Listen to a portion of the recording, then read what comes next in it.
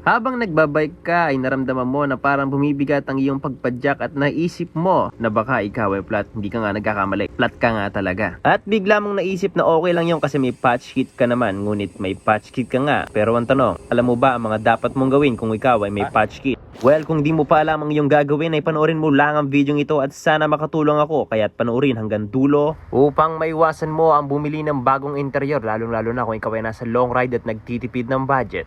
Yo, what's up mga kumpait? Nandito kami sa Southwoods. Ngayon, magde-demo tayo ngayon ng isang naplatan mula sa bike ng ating kaibigan na si Rain, no? Sa video ito, tuturo namin sa inyo kung ano nga ba ang mga dapat na gawin kapag kayo ay naplatan sa malayong lugar.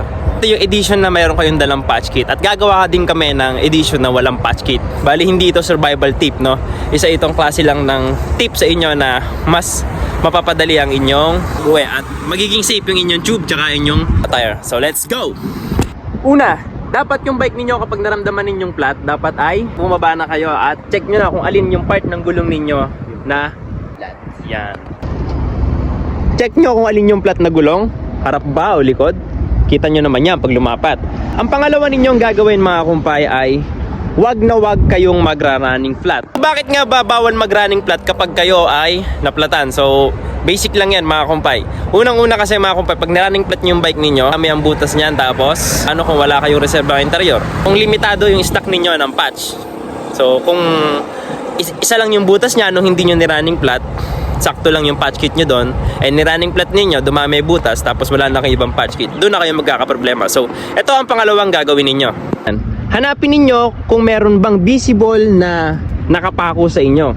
Ngayon, kung visible na nakapako sa inyo, for example, thumbtacks, huwag nyo munang tanggalin kung hindi naman kayo magra-running flat at may patch kit kayo.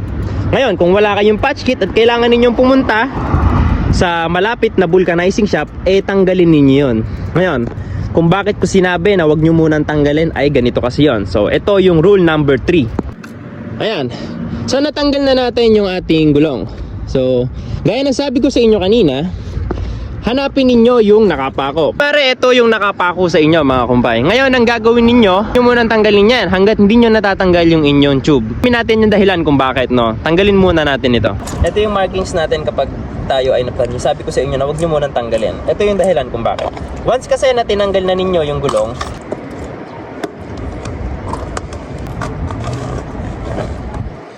yan mga kumpay. Habang nandito pa yung markings sa gulong, sa tapat ng gulong, ganito gagawin ninyo. Tanggalin nyo na yung tube. Yan. Tapos, tandaan ninyo yung part na merong markings ng gulong nyo. Yung, kunwari, for example, meron siyang thumbtacks. Markahan nyo na yon. Ganyan. Tapos, hindi kayo ng hangin. Ito yung hawak ninyo kanina. Yung may tapat ng, ito yung tapat ng pito. Ayan. Tapos, ito yung tapat ng markings natin.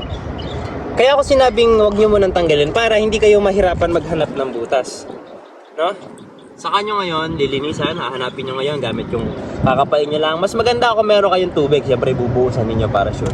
Sa kaso namin, wala tayong tubig kasi nga ito ay survival din naman.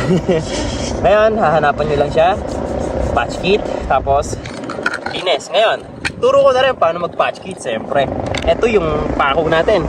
Dito bumaon yung pako natin. Kakaskasin nyo ngayon niya mga kumpay. Gawin yan habang may hangin pa para hindi kayo mahirapan. Tapos syempre mag-iiban na yung texture niya. Magiging ganyan na siya parang magaspa. Papahid na kayo syempre ng solution. For 20 minutes patutuyuin nyo to. Or mga 10 minutes pwede na. Butas yung tube. Gumawa lang tayo ng demo. Ayan. Kakalat nyo ngayon. Gamit yung inyong ito yung panlinis. Sa patch kit naman mga kumpay, hindi okay na madami yung ilalagay yung rubber solution. Okay yung mas konti lang. Mas mabilis siyang matutuyo. Ayan. So patutuyuin nyo lang yan for just 10 minutes or 15 minutes. Mas maganda, isakto nyo na 20 minutes kung hindi naman kayo nagmamadali. Tuyuin lang natin siya. Let's go. Okay, sana naunawaan ninyo yung sinabi ko no, na kapag kayo ay napaplatan, wag na wag kayong magra-running flat. Kasi running flat kayo, halimbawa, nandito pa yung pako, nakikita ninyo yung pako. Pag nag-running flat kayo at nandyan yung pako, mauulit lang na mauulit, matutusok yung inyong interior. Ngayon naman, kung wala kayong patch kit, gaya na sinabi ko kanina, at maghahanap kayo ng vulcanizing, tanggalin nyo na yon. Tapos pwede nyo na siyang i-running flat. Hindi naman yung running flat, I mean nasasakyan ninyo yung buong bike tapos magbabike kayo. I mean pwede nyo na siyang itulak papunta sa pinakamalapit na vulcanizing. Ngayon, kung may patch kit, ulitin ko, huwag nyo munang tanggalin, baba kayo kagad sa bike, huwag nyo munang tanggalin. Tapos baklasin nyo na yung inyong gulong kagaya ng ginawa natin dito, yung demo natin. Tapos kung saan malapit yung pako, tandaan ninyo, ayan, kunwari ito yung nakapako sa atin. Ayan, asa na? Ayan, malapit siya sa may pito. So sa kaso ninyo, kung ganito ang gagawin ninyo, ay hindi na kayo mahihirapan maghanap ng butas, lalo na kung maliit. Ngayon, paano naman mga kumpay kung hindi natin kita yung nakapako, no? Kung hindi naman natin kita sa labas, anong gagawin natin? I-running flat pa rin ba natin siya? Hanggat maaari mga kumpay, kung wala kayong patch kit at dadalhin nyo siya sa vulcanizing, tanggalin nyo yung gulong, yung interior, kapainin nyo yung gulong, pakihawak, kapainin nyo, tanggalin ninyo yung gulong tapos kakapainin nyo yan, syempre, hanggang sa makapanin nyo yung nakapako. Tapos tanggalin yon, kung bubugman yon, tanggalin yon. Kung wala kayong patch kit, ibalik nyo tong tube, balik nyo yan, basta walang makakatusok dun sa interior once na kayo ay mag-running flat. Tapos hanap kayo ng vulcanizing, balik nyo na ulit to, running flat na kayo. Ngayon, kung meron namang patch kit at hindi nyo pa rin makita yung nakabutas, simple lang ang gagawin ninyo. Siyempre, hindi nyo naman kita sa labas. Ngayon, maghahanap kayo. Kuha kayo ng tubig mga kumpay. Buhusan ninyo itong tube ninyo, paunti-unti. Diba, nakapaan nyo na. Hindi nyo pa rin makita. Buhusan ninyo na to. Kung ang problema ay hindi nyo makita yung butas sa interior. Ngayon naman, kung gagawin nyo rin tong step na to, pwede rin. Tanggalin nyo yung tube, patong nyo sa ganyan. Tandaan nyo lang yung markings ng pito, tsaka ito, yung pito, yung lagay ng pito natin. So, ayan. Tapos, magsisimula na kayong magkapa dyan nang hindi gumagalaw yung interior doon sa, yung exterior doon sa rim. So, kapag ginawa ninyo, mahahanap ninyo yung exact na tinamaan nung pako. O, kung nakaganyan at nandito yung pako, ayun yung pito, ayun din yung pito, lalapat nyo lang ganyan. Tapos mahanap nyo na dito part na to kung saan nyo nakabutas. Kung dito sa part na to yung nakabutas, kakapain nyo lang yon. So ganun lang kadali yun mga kumpay, no? And so, tuyo na yung ating solution. So maglalagay na tayo ng patch kit. So pasingawin nyo na ng hangin. Kailangan goods na to. Dapat wala ng hangin pa maglalagay kayo ng patch kit, ha? At dapat tuyo-tuyo na siya. Para ma-check nyo kung pwede nyo na siyang idikit, lagay nyo yung isang daliri ninyo. Ganyan ninyo. Ngayon, kung nadikit pa, hindi pa pwede yun. Ngayon, kung hindi na siya nadikit, mga kumpay, at parang wala na lang, saka nyo na ilalagay yung inyong rubber solution. So, napasingaw na natin.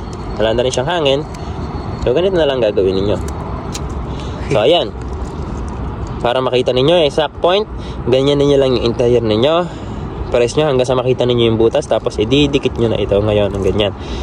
Ganyan ninyo yan. Tapos mas maganda wag nyo munang alisin yung plastic, kasi hindi naman required tanggalin ng plastic, lalo na kung nadidikit pa lang. So pasadahan nyo siya ng, for example, ito, gaganyan-ganyan nyo lang. Tapos lapat nyo sa floor. Tapos gaganyan-ganyan ninyo hanggang sa dumikit siya. Okay. Ay, ang patch kit maganda din naman, lalong-lalo na kung tama ang inyong paraan ng pagkagawa at kung nasa tamang oras din kayo ng pagpapatuyo ng inyong rubber solution. So ganyan lang siya kadali. Mas maganda kung kayo ay maglo-long ride pagka patch kit ninyo tapos may madaanan kayong vulcanizing shop, patapalan nyo na kaagad ng gum, no? Pabulkanize nyo na kaagad. So yun lang. So yun lang ang ating munting video. Sana natulungan ko kayo kung ano nga ba yung mga dapat tandaan at dapat gawin kapag kayo ay napaplatan along the highway na walang vulcanizing pero may patch kit kayong dala. So, review natin. Kung mababa sa bike, check kung may tama yung gulong. Then kung wala naman, vulcanizing nyo na. Ngayon, kung may tama, tanggalin nyo muna tapos maghanap kayo ng vulcanizing. Ngayon, yun lang, no? Kung may patch kit naman, huwag nyo muna tanggalin. Hanapin ninyo yung butas ng interior, no? Tapos tapalan ninyo. So kaya kung bakit hindi ko siya pinatanggal, kasi nga para hindi kayo mahirapan maghanap ng inyong butas. So let's go and thank you, and as always, goodbye and ride safe.